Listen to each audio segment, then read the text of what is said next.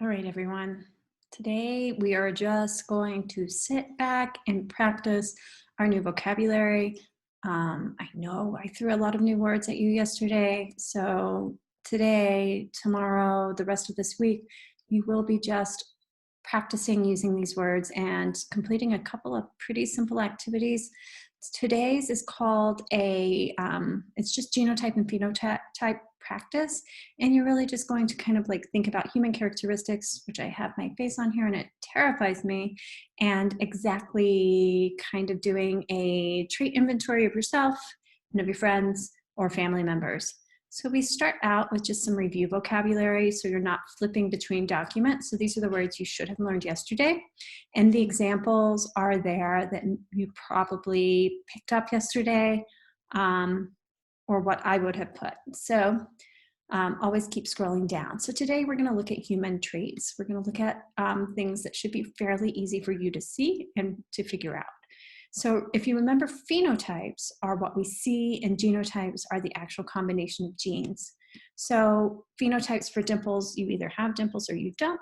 So dimples, we look at our capital letters. That means dimples are dominant, capital D, or capital D, lowercase d. So it can either be homozygous or heterozygous. And no dimples would be lowercase d, lowercase d. It's lowercase, which means it is recessive, and therefore you don't see it. So surprise, surprise, dimples is dominant, and recessive is always homozygous. Ear attachment, you either have attached or detached earlobes. Attached would be recessive, detached would be dominant.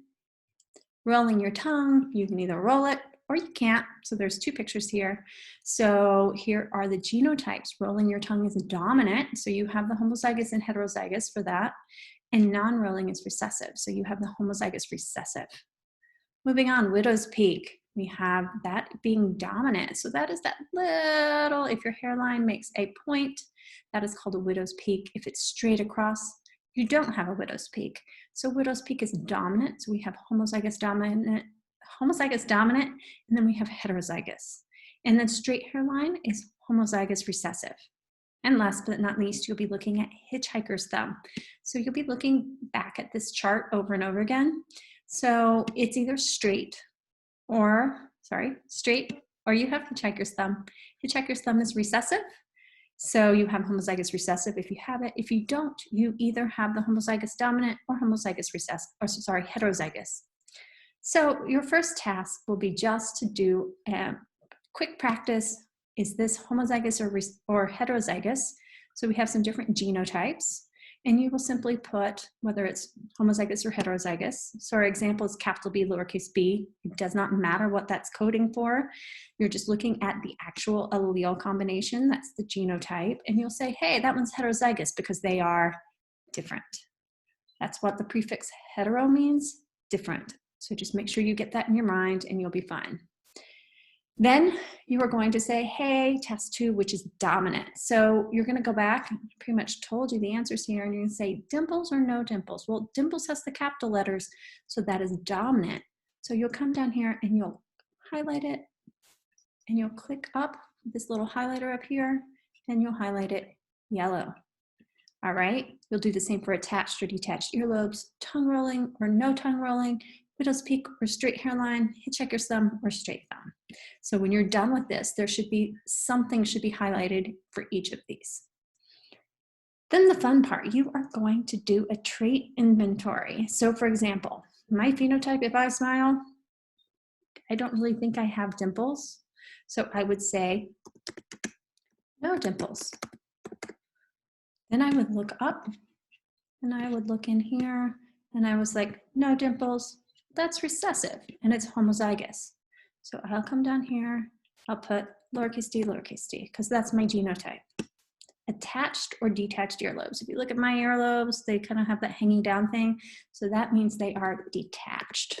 So I would type that in and I would come up here, detached. Earlobes, detached. I'm not really sure which one. I probably have to go inventory my parents. I don't have time for that. You don't have time for that.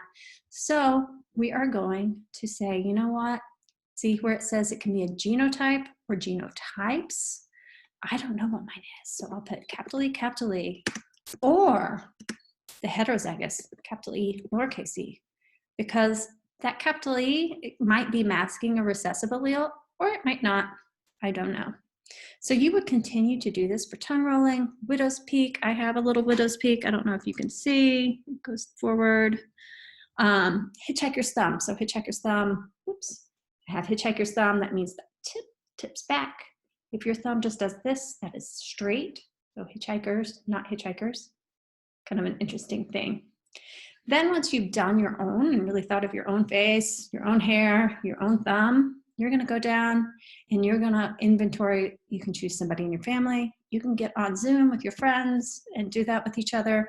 We will have office hours. So if you're in office hours, it would be something you can kind of show your own faces and look at your peers. All right, so if you have questions, please reach out. There are office hours, so you can always pop in, pop out, work together. These kind of assignments, just a reminder, they are for you to practice. They are not formal assessments. So if you do want to work in groups via Zoom or in classroom or however you want to work, collaborate, let me know what you're doing, and I'm around to help. All right, guys, good luck.